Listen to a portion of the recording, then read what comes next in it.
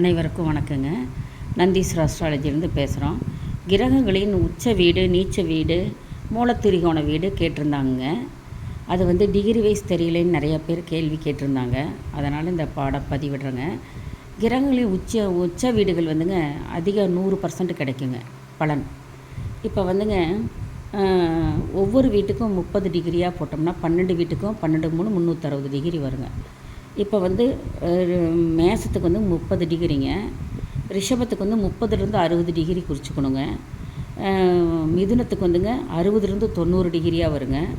அடுத்தது கடகத்துக்கு 90லேருந்து 120 வருங்க. 120லேருந்து 150 சிம்ம வீடு வருங்க. 150லேருந்து 180 புதன் வீடு வருங்க, இந்த கன்னி வீடு வருங்க. 180லேருந்து 210 துலாம் வீடு வரும். 150லேருந்து 210லேருந்து 240 விருச்சக வீடு வரும். 240லேருந்து 270 தனுசு வீடு வருங்க. 270லேருந்து 300 மகர வீடு. 300லேருந்து 330 கும்ப வீடு. 330லேருந்து 360 மீன வீடு. இப்படி தான் பாகையை பிரிச்சுக்கணும். இப்போ இதுக்குள்ளே தான் கிரகங்கள் அடங்குங்க. சரி, இப்போ 12 ராசிக்கு 12 மண்டலத்துக்கு சேர்த்து 360 டிகிரி வருங்க. ஒரு ராசிக்கு 30 டிகிரி. சரி, இப்போ சூரியன் ரிஷபத்தில் 10 டிகிரியில் உச்சமாகறாருங்க, 10 பாகையில். சுக்கிரன் ரிஷபத்தில் 20 டிகிரியில் உச்சமாகறாரு. குரு 5 டிகிரியில் 5 பாகையில் உச்சமாகறாரு. புதன் 15 பாகையில் உச்சமாகறாரு. சனி 20ல் உச்சமாகறாருங்க. எதுலைங்க? துலாத்தில். விருச்சிகத்தில் ராகு கேது உச்சங்க 20 டிகிரியில். மகரத்தில் செவ்வாய் 28 டிகிரியில் உச்சமாகறாரு. சுக்கிரன் 27 டிகிரியில் உச்சமாகறாரு. இதுதான் உச்ச வீடுங்க. இதில் அப்படியே ஆப்போசிட்டுங்க, தான் நின்ற இடத்துலேருந்து 7வது வீடு நீச்சமாக வீடாக போகுங்க. கிரகங்களின் உச்ச வீட்டிலிருந்து 7வது பாவம் நீச்ச வீடாக மாறும். இது 20லேருந்து 25% தான் நன்மையை கொடுக்கும். புதன் தான் நின்ற வீட்டிலேருந்து முதல்ல இதிலேருந்து வரலாங்க, மேசத்துலேருந்து வரலாம். சனி எங்கே இருக்குது? இங்கே இருக்குங்க. சனி 20 டிகிரியில் இங்கேருந்து 7வது வீட்டில் போய் நிற்கும். பாருங்கள், 7வது வீடு எதுங்க? என்னங்க? சனியிலேருந்து 1 2 3 4 5 6 7வது வீடு சனி இங்கே நிற்குதுங்களா? அப்போ சனி தான் நின்ற வீடு எங்கே இருக்குது? சனி துலாத்தில் இருக்குது. துலாத்திலேருந்து எங்கே போகிறது? மேச வீட்டுக்கு 7வது வீடு சமசத்தம் பார்வையில் 7வது. தான் நின்ற வீட்டில் இருந்து உச்ச வீட்டிலேருந்து 7வது வீட்டில் தாங்க இந்த நீச்ச வீடு போய் அமையுங்க. அது நீங்கள் பார்த்தாலும் சரியாக இருக்கும். எப்படின்னா பாருங்கள், புதன் 7வது வீடு 1 2 3 4 5 6 7 இங்கே பாரு புதன் இப்படி தாங்க இருக்கும். இதான் உச்சம் நீச்சம் நம்ம கணக்கு வச்சுக்கணுங்க. பாருங்கள், இப்போ எண்ணி பாருங்க. ராகு கேது பாருங்கள், 1 இங்கே எடுத்துக்கு இங்கே இருக்கா? 1 2 3 4 5 6 7வது வீடு இங்கே வருது. தான் நின்ற வீட்டிலிருந்து 7வது வீடு, 7வது பாவகம் வீடு எல்லாம் ஒன்று தாங்க. அங்கே நிற்குங்க. இந்த டிகிரி வைஸில் இந்த டிகிரியில் தான் நிற்கும். பாருங்க, இங்கே உச்சத்துக்கும் அதே தான், நீச்சத்துக்கும் அதே தான். குரு 5 இங்கே குரு நீச்சம், இங்கே மகரத்தில் உச்சம். இது நீச்ச வீடுங்க. இது நீச்ச வீடுகள். நீச்சத்துக்கு பர்சன்டேஜ் கம்மி தாங்க வரும். 20 தான். 20லேருந்து 25 கிடைக்கலாங்க. பாருங்கள், செவ்வாய் பாருங்கள், தான் நின்ற வீட்டிலேருந்து என்னங்க? 1 2 3 4 5 6 7 செவ்வாய் பாருங்கள் இங்கே நீச்சம். சனி என்னனாலும் அப்படி தான் வரும். குரு எண்ணி பாருங்கள், 1 2 3 4 5 6 7 இங்கே குரு 5வது நீச்ச வீடு. இதில் இருந்து உச்ச ஒன்றுமே ஞாபகம் வேண்டாம். உச்ச வீட்டை ஞாபகம் வச்சுட்டிங்கன்னா அப்படியே 7வது வீடு நீச்ச வீடாக போட்டுக்க வேண்டியதான். ஈஸியாக தாங்க இருக்கும். சப்ஜெக்டெல்லாம் ஈஸியாக இருக்கும்.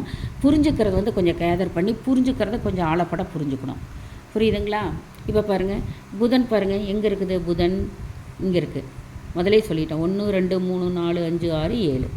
சரி, குருவும் சொல்லியாச்சு. இப்போ சந்திரன் பாருங்கள், 1 2 3 4 5 6 7 சந்திரன் வந்துருச்சுங்களா? இதே டிகிரி வைஸ் தான் அப்படியே ஆப்போசிட்டாக 7வது வீட்டுக்கு தாவறாங்க, நீச்ச வீடாக. உச்சத்திலிருந்து 7ஆம் வீடு நீச்ச வீடுங்க. இப்போ புரிஞ்சிருக்கும் உங்களுக்கு. நீங்கள் இதை மனப்பாடம் பண்ணிங்கன்னா நீச்ச வீடுகள் கட்டம் போட்டுடலாம் நீங்கள். புரியுதுங்களா? இந்த கிரகங்கள் இங்கே ஜாதக கட்டத்தில் அவரவர் ஜாதக கட்டத்தில் இருக்குதான்னு பாருங்கள். உச்ச வீடுகள் உங்கள் ஜாதக கட்டத்தில் இதில் தான் இருக்கணும். உச்ச வீட்டுக்கு இந்த ராசிகள் பலனை கொடுக்கும். உச்ச வீட்டுகளில் 100% நன்மையை தான் கொடுக்கும். அசுப வீட்டில் இருந்தால் கூட பலன்களை அதிகம் கொடுக்கும். உச்சராசிகள் பலன்களை அதிகம் கொடுக்கும். ஜாதக நோட் எடுத்து பாருங்கள். உங்கள் ஜாதக நோட்டில் இந்தந்த இடத்துல நீங்கள் எதுவும் வீடுகள் தெரியலைன்னா கூட இந்த இடத்துல இருக்கா, உங்கள் ஜாதக கட்டத்தில் இங்கே இருக்கா, சுக்கிரன் நல்ல பலனை தரும். ஓகே. இங்கே பாருங்கள், சூரியன் தான் நல்ல பலனை கொடுக்கும். அரசு பதவி கிடைக்கும். ஏன் இங்கே வந்துங்க மேச வீடு என்ன வீடு, செவ்வாய். செவ்வாய் வந்துங்க என்னவாக இருக்கும், ஆட்சி உச்சம் பெற்ற வீட்டில் சூரியனும் உச்சம் அடைஞ்சால் என்ன ஆகும், கவர்மெண்ட் வேலைக்கு போவான். சந்திரன் பாருங்கள் 20%. தாய் மேலே அதிக பாசம் வச்சுருப்பான். தாய் மேலே அதிகமாக பாசம் வச்சுருப்பாங்க. இவனும் கடகமும். கடகம் வந்து சொந்த வீடு, ஆட்சி வீடு, உச்ச வீடு. இவங்க 2 பேரும் தாய் மேலே அதிக பாசம் வச்சுருப்பாங்க. புரியுதுங்களா? தனுசுமே வச்சுருப்பாங்க பாசம் அதிகமாக தாய் மேலே. இந்த மாதிரிங்க இப்படி தான் பாருங்கள். இதில் ஏழாவது வீடு எதுங்க பாருங்கள், 1 2 3 4 5 6 7வது வீடு சந்திரன் வருதுங்களா. நீச்ச வீடு பாருங்கள், நீச்ச வீடு. இந்த விருச்சிக ராசிக்காரன் தாய் மேலே அதிகம் பாசம் வச்சுருக்க மாட்டான். இங்கே அப்பா மேலே பாசம் வச்சுருக்க மாட்டான். இப்படி தான் நம்ம புரிஞ்சுக்கணும். இவன் தாய் மேலே பாசம் வச்சுருக்க மாட்டான். பாருங்கள் எப்படி எடுத்துக்கணும். நீச்ச வீடு 7வது வீடு. சரி, இப்போ மூலத்திரிகோண வீடு அதிகமான இது கொடுக்கும். மூலத்திரிகோண வீடு அதிகமான பலன்களை அள்ளி வீசுங்க. பாருங்கள், செவ்வாய் 1லிருந்து 20 டிகிரிக்குள்ளே இருந்ததுன்னா மூலத்திரிகோணம் பெற்று ஆட்சி பெற்றிருக்குங்க. செவ்வாய் ஆட்சி உச்சம். இங்கே சந்திரன் உச்சம் 4 டிகிரிலேருந்து 20 டிகிரிக்குள்ளே. இங்கே சூரியன் 0லேருந்து 20 டிகிரியில் சூரியன். மூலத்திரிகோண வீடுனாங்க ஆட்சி உச்சம் எல்லாமே அடைஞ்சிருக்கும். சொந்த வீடும் கூட. கன்னி பாருங்கள், 16 டிகிரிலேருந்து 20 டிகிரிக்குள்ளே போனால் ஆட்சி உச்சம். மூலத்திரிகோண வீடுங்க அதிக பலன், 100க்கு மேலே உச்ச வீட்டை விட அதிக பலன்களை தரும். இங்கே பாருங்கள், சுக்கிரன் 0லேருந்து 15%ங்க. சுக்கிரன் மனைவி ஸ்தானம். இங்கே ஆட்சி உச்சம். இங்கே தான் ஆட்சி உச்சம் சுக்கிரன். ஆனால் இங்கே அதுக்கு மேலே இருக்குது பாருங்கள். இதை விட இதை விடங்க இங்கே பாருங்கள் எவ்வளோ அதிகமாக இருக்குது பாருங்கள். மூலத்திரிகோண வீடு. மூலத்திரிகோண வீட்டில் இங்கே வந்துங்க அதிகமான பலன்களை தரும். எதுங்க, ஒரு கிரகம் மூலத்திரிகோண வீட்டில் அதிகமான நன்மைகளை தரும். இதுதாங்க நான் முதல்ல எழுதிக்கிங்க, ஒவ்வொரு பாடமும் எழுதிக்கிங்க அப்படின்னு சொல்கிறேன். ஏன்னா சுக்கிரன் ஆட்சி உச்சம் பெற்ற வீடுங்க. இது எல்லாமே இங்கே இருக்கிறதெல்லாம் ஆட்சி உச்சம் பெற்றிருக்கும். இப்போ சுக்கிரன் இங்கே ஆட்சி உச்சம். ஆட்சி உச்சமாக இருக்குது. 0லேருந்து 15 டிகிரிக்குள்ளே வரும்போது மூலத்திரிகோண வீடாக மாறுது. இன்னும் அதிகமான 100க்கு 125%. அதே மாதிரி குரு வீடு அல்லவா இது, ஆட்சி உச்சம் வீடல்ல. இங்கே 1லேருந்து 10 பாகைக்குள்ளே இருந்தேன் நான். குரு மூலத்திரிகோண வீடு மாதிரி அமைஞ்சுக்குங்க. இங்கே சனி அப்படி தான் ஆட்சி உச்சம். இதெல்லாம் ஆட்சி உச்சம் பெற வீடுங்க. இங்கே மட்டும் உச்சம். இங்கே ஆட்சி சந்திரன் ஆட்சி. புரியுதுங்களா? இங்கே ஆட்சி உச்சம். இங்கே ஆட்சி உச்சம், ஆட்சி உச்சம், ஆட்சி உச்சம். இங்கே குரு ஆட்சி உச்சம், சனி ஆட்சி உச்சம். இது மூலத்திரிகோண வீடுகளாக மாறும். ஆனால் சந்திரன் மட்டும் ஆட்சி இங்கே இருக்கும், இங்கே உச்சமாக இருக்கும். புரியுதுங்களா? இதான் மூலத்திரிகோண வீட்டினுடைய நன்மை. இங்கெல்லாம் இந்த கிரகங்கள் இருந்துன்னா இவ்வளோ பர்சன்டேஜ். இங்கே குரு இருந்துன்னு வச்சுக்கோங்க, அந்த குழந்தை சூப்பராக வருவானுங்க. இந்த மாதிரிங்க இதுதாங்க கட்டம். இதில் இந்த டிகிரி வயசெல்லாம் குறித்து வச்சுக்கோங்க. உங்களுக்கு அதிக பலனை சொல்கிறதுக்கு ஈஸியாக இருக்கும். நோட்டை எடுத்து வச்சுக்கிட்டிங்கனாவே பாருங்கள். இங்கே இருந்ததுனாவே நம்மளுக்கு நல்லா இது இருக்கும். புதன்னா நல்லா படிப்பான்னு நினச்சிக்கலாம். சூரியன் தான் அரசு வேலை கிடைக்கும்னு நினச்சிக்கலாம். அப்படி தாங்க நம்ம நினச்சிக்கணும். குரு இங்கேருந்து எண்ணி பாருங்கள், 1 2 3 4 5 6 7ஆம் பார்வையாக. இங்கே புதன் இருந்ததுன்னா 7ஆம் பார்வையாக குரு பார்க்குது, நல்லா படிப்பான்னு சொல்லலாம். 7 8 9. இங்கே குரு பாருங்கள் 9ஆம் பார்வையாக பார்ப்பான். இங்கே ஒருத்தனுக்கு சூரியன் 0லேருந்து 20 டிகிரி இருந்து இங்கே ஒரு புதனும் இங்கே உட்காந்துதுன்னா அவன் கவர்மெண்ட் வேலைக்கு நல்லா போவான். நாமளே சொல்லிக்கலாமே, என் குழந்தை அரசு வேலைக்கு போகும்ன்ட்டு. அந்த மாதிரிங்க இந்த மாதிரி இதெல்லாம் லக்னத்திலிருந்து இது லக்னமாக இருக்குதுன்னு வச்சுக்கோங்க. இங்கே இது 10ஆம் வீடாக வரணுங்க. அப்போ எப்படி வரும்? லக்னத்திலேருந்து 10ஆம் வீடாக வருதுன்னா 10 9 8 7 6 5 4 3 2 1. இங்கே இருக்கிறான்னு வச்சுக்கோங்க ஒரு லக்னம். இங்கே ஒரு லக்னமாக அமைந்து லக்னத்தில் குரு இருந்து குரு இங்கே லக்னத்தில் குரு இருக்கிறாருன்னு வச்சுக்கோங்க. இங்கேருந்து எண்ணுங்க, 1 2 3 4 5 6 7 8 9 10ஆம் வீடு. இங்கே புதன் போய் இங்கே அமைஞ்சிருந்ததுன்னு வச்சுக்கோங்க. இங்கே குரு 10ஆம் பார்வையாக இங்கே இங்கே உட்காந்துட்டாங்க இருங்க வைங்க. இங்கே புதனும் போய் இருந்துருச்சுன்னு வச்சுக்கோங்க, அப்படியே கொட்டி கொடுக்கும்.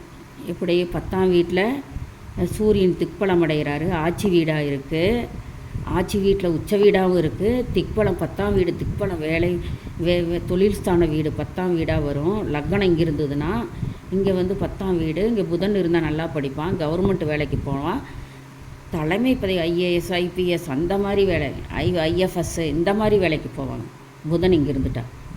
சுக்கிரன் இங்கே தான் இருக்கும், சூரியனுக்கு அடுத்தது. இங்கே சூரியனுக்கு புதன் இங்கே இருக்கலாம், இங்கே இருக்கலாம். சுக்கிரன் இங்கே இருக்கலாம், இதை விட்டு இங்கே இருக்கலாம். சூரியன் ஒரு கட்ட விட்டு தான் இருக்கும், ஒன்றாவும் இருக்கும். சூரியனும் புதனும் சுக்கிரனும் ஒரு கட்டத்தில் இருக்கலாங்க. புதன் இங்கே இருக்கலாம், இங்கேயும் இருக்கலாம். சுக்கிரன் ஒரு கட்டம், சூரியன் ஒரு கட்டம் விட்டு இங்கே இருக்கலாம். ஆனால் இங்கே இருந்ததுன்னா ஜாதகம் தப்பு. நான் அடிக்கடி இதான் மென்ஷன், சுக்கிரன் இங்கே இருந்தால் தப்புங்க. அதே சுக்கிரன் இங்கே இருந்தாலும் தப்பு இல்லை, ரைட்டு. சூரியன் வந்து ஒரு கட்டம் விட்டு இங்கே இருக்கலாம், சுக்கிரன் ஒரு கட்டம் விட்டு, ஆனால் இங்கே இருந்தால் தப்பு. புரியுதுங்களா? அது ரேருங்க. இப்படி இருந்ததுன்னா இது கஷ்டம்தான் கொஞ்சம். 40 டிகிரிக்கு மேலே போனால் ஹஸ்பண்ட் ஒய்ஃபுக்கு வந்து விரிவல் வரும். சூரியனுடைய டிகிரி வந்துங்க ஒரு 250 டிகிரி பாகைன்னு வச்சுக்கோங்க, ஒரு அப்ராக்சிமேட்டாக சொல்கிறேன். இது வந்து 200 டிகிரியாக இருக்குதுன்னு வச்சுக்கோங்க, 200 பாகையில் உட்காந்துருக்குன்னு வச்சுக்கோங்க. கழித்து பாருங்கள், 50 டிகிரி வித்தியாசம் வரும். அப்போ பிரிவினை தரும், ஹஸ்பண்ட் ஒய்ஃபுக்கு பிரிவினை தரும். அப்போ இது பக்கத்தில் நெருங்க தாங்க உறவு அதிகமாகும். இந்த சுக்கிரன் வந்து இங்கே இருந்தாவே கொஞ்சம் நம்ம யோசிக்கணும். ஒரு கட்டம் தாண்டி இங்கே இருந்தாவே சுக்கிரன்கிறது மனைவி. இந்த சூரியன் வந்து ராகு கேது சாரம் வாங்கக்கூடாது. கேதுனா என்னதுங்க, அஸ்வினி மகம் மூலம், இந்த சாரம் வாங்கக்கூடாது சூரியன். அப்புறம் கேது கீழே வரும். கேது என்னென்ன நட்சத்திரம் வரும், கேது நட்சத்திரங்கள் வந்து வாங்கக்கூடாது. அப்போ இது ராசி, இந்த சூரியன் வந்து கீழே வந்துங்க ஆயில்யம் கேட்டை ரேவதி இல்லைங்க, ராகுக்கு வந்துங்க திருவாதிரை சுவாதி சதயம். இது வந்து திருவாதி சுவாதி சதயம் வாங்கக்கூடாதுங்க. இந்த சூரியன் இந்த நட்சத்திர சாரம் வாங்கக்கூடாது. வாங்கினாவே அது வாழ்க்கை சுகப்படாதுங்க. அப்புறம் இன்னொன்று, சுக்கிரன் வந்து இங்கே இருந்தால் சுகமாக வாழ்வாங்க. நாங்கள் பார்க்கவே வேண்டியதில்லைங்க. ஹஸ்பண்ட் ஒய்ஃப் இங்கே சுக்கிரன் இருந்தார்னு வச்சுக்கோங்க, ஒரு எக்ஸாம்பிள். இங்கே சுக்கிரன் அமைஞ்சிட்டார், இங்கேயும் சுக்கிரன் இருக்கிறார், பக்கத்துலேயே இங்கே சுக்கிரன் இருக்கிறது, இங்கே சுக்கிரன் இங்கேயும் சுக்கிரன் வாழ்வாங்க. நம்ம எதுவும் ஜாதகமே பார்க்க வேண்டியதில்லை. சூரியனை சேர்க்கணும் பக்கமாக இருந்ததுன்னா ஹஸ்பண்ட் ஒய்ஃப் அந்நியுன்யமாக இருக்காங்கன்னு அர்த்தம். ஒரு கட்டம் விட்டு இங்கே போயிட்டாருன்னு வச்சுக்கோங்க, சுக்கிரன் இங்கே போகலாம், ஒரு கட்டம் விட்டு போகலாம். இங்கே இருந்ததுன்னா யோசிக்கணும். இங்கே இருந்துட்டாவே இந்த டிகிரி கழித்து பார்க்கணும். 40 டிகிரிக்கு மேலே போயிடுச்சுன்னா பிரிவினைத்தான் தரும், டைவர்ஸில் போய் முடியும். அதே மாதிரி இங்கேயும் வந்து பாருங்க, சூரியன் ஒரு கட் அவுட் இங்கே உட்காந்துருக்கு. ஆனால் டிகிரி வைஸ் அதிகமாக போச்சுன்னு வச்சுக்கோங்க. இதிலிருந்து சூரியன் டிகிரியிலிருந்து சுக்கிரன் டிகிரி கழித்தோம்னா 30-35 வரணுங்க.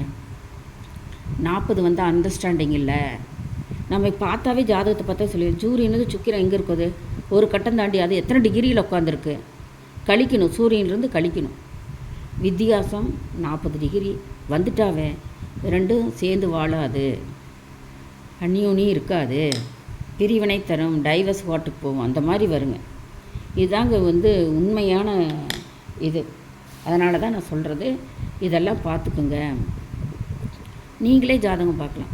சூரியன் வந்து ஒரு கட்டத்தை பக்கமாக இருந்துன்னு வச்சுக்கோங்க, நம்ம பிள்ளை நல்லா பிழைக்கண்டா, அந்யோன்யமாக இருக்குதுடா, குரு பார்க்குது பிழைக்கும், அந்த மாதிரி வச்சுக்கணும். இதெல்லாம் நிறையா சூட்சம விதிகள் இருக்குதுங்க. அப்புறம் இன்னொன்றுங்க, 10ஆம் இடம் வந்து இங்கே செவ்வாய், 10ஆம் இடம் வந்துங்க குரு, இங்கே வந்து லக்கணத்தில் குருவாக இருக்குது, இங்கே லக்கண குருன்னு வச்சுக்கோங்க. இந்த செவ்வாய் இங்கே வந்து தொழில் ஸ்தானத்தில் உட்காந்துருச்சு. இந்த செவ்வாய் இங்கே 10ஆம் இடம் பாருங்கள், லக்கணத்திலேருந்து 1 2 3 4 5 6 7 8 9 9ஆம் இடம், 9ஆம் இடம். 9ஆம் இடத்துல வந்து ஒரு 1 2 3 4 5 6 7 8 9 9ஆம் இடத்துல வந்து இங்கே செவ்வாயும் உட்காந்துக்குச்சுன்னு வச்சுக்கோங்க. குரு பார்க்குறார். குரு பார்த்தா வந்து என்ன செய்யும், பிரிவினை தராதும்போம். ஆனால் இந்த குருவை மிஞ்சிய விதி இது, குருவை மிஞ்சிய விதி. 5 7 9 குரு 1 2 3 4 இந்த வீட்டை பார்க்கும். அப்புறம் 1 2 3 4 5 6 7 இந்த வீட்டை பார்க்கும். அப்புறம் 9ஆம் வீட்டை பார்க்கும். குருவின் பார்வை 5, 7, 9 குருவின் பார்வை. இந்த குருவின் பார்வை பார்த்தாலுமே இவங்களுக்கு வந்து குரு பார்த்தா என்ன பண்ணோம், இவங்களுக்கு வந்து கல்யாணம் ஆகுதுன்னு வச்சுக்கோங்க. இந்த பொண்ணுக்கோ பையனுக்கோ கல்யாணம், சூரியன் செவ்வாய் இணைஞ்சிருக்காங்க. இங்கே வந்து செவ்வாய் வருது, இணைஞ்சிருக்காங்க. 5, 7, 9 பார்வையாக குரு பார்க்குறாரு. அப்போ பார்த்தாலுமே கல்யாணம் ஆகி ஒரு 3 வருஷம், ஒரு 6 வருஷம், மீறினாய் ஒரு 7 வருஷம், அவ்வளோதான் வாழ்க்கை. குரு பார்க்குறனால இவ்வளோதான். குரு பார்த்தாலுமே அதுக்கு தான் நான் தத்து கொடுத்து தத்து வாங்கணும். நம்ம குழந்தையே இல்லாத மாதிரி வாங்கிடணும். மீறினா 10 வருஷங்க, அவ்வளோதாங்க. இளம் வயதில் விதவி ஆயிடுவாங்க, அவ்வளோதாங்க. அது கம்முன்னு பிரிஞ்சு போயிடலாம்.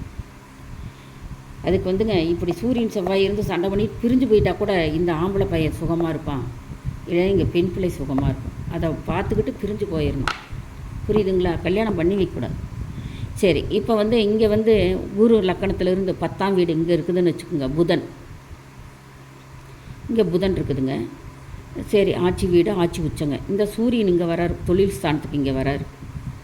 இங்கே தொழிலுக்கு சூரியன் வரார் 10ஆம் இடத்துக்கு. 10ஆம் இடம் திக்பலங்க. அப்போ என்னாகும், கவர்மெண்ட் தொழில் உண்டு. இங்கேயே இருக்குதுங்க, 9ஆம் இடத்துக்கு இருக்குது, இங்கே இருக்குது. புதன் படித்த படிப்புக்கு உண்டான வேலை வரும். ஏன்னா புதன் சூரியன் ஒன்றா சேர்ந்தால் படித்த படிப்புக்கு வேலை உண்டு. ஆனால் இது ரெண்டு பிரிஞ்சு இப்படி இருந்ததுன்னா இவன் படித்தது ஒன்று, வேலைக்கு போகிறது ஒன்றா இருக்கும். இதுதாங்க சீக்ரெட். இதெல்லாம் தெரிஞ்சு வச்சுக்கோங்க. இதெல்லாம் ஜோதிட சூட்சமங்கள், ஜோதிட சூட்சமங்கள் இதெல்லாம். சரி, அடுத்த படத்துக்கு நாளைக்கு சந்திப்போம். சுபம்.